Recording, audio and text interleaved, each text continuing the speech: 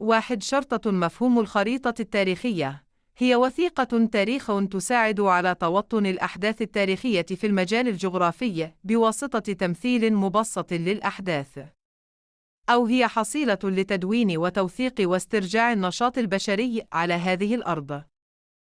2. عناصرها: العنوان والتعريف بموضوع الخريطة، الاتجاه لضبط الموقع، المفتاح لفهم وقراءة الموضوع، المقياس.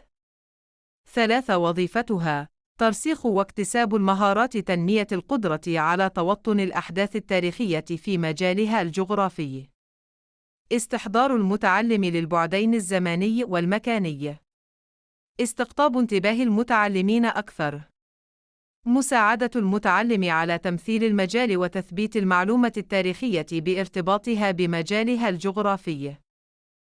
آمة الخريطة التاريخية. يمكن تحديد ذو الأمة في الأدوار الثلاثة للخريطة. ألف: الدور الإيضاحي. لإبراز الحادثة التاريخية نعتمد على إطار الخريطة لتحديد المجال الجغرافي، وعلى العنوان لمعرفة إطار الزمني وموضوع، كما نعتمد على المفتاح لاستخلاص معلومات حوله. باء: الدور المنجي.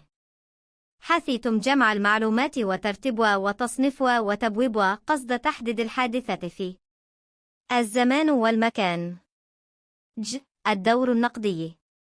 فيتمثل مصدراً موثوقاً ومرجعاً للمعلومات، إذ لجأوا إلى الباحث في عملية الفحص والتدقيق من خلال مقارنة بوثائق خارجية أخرى كالنصوص والصور. إلى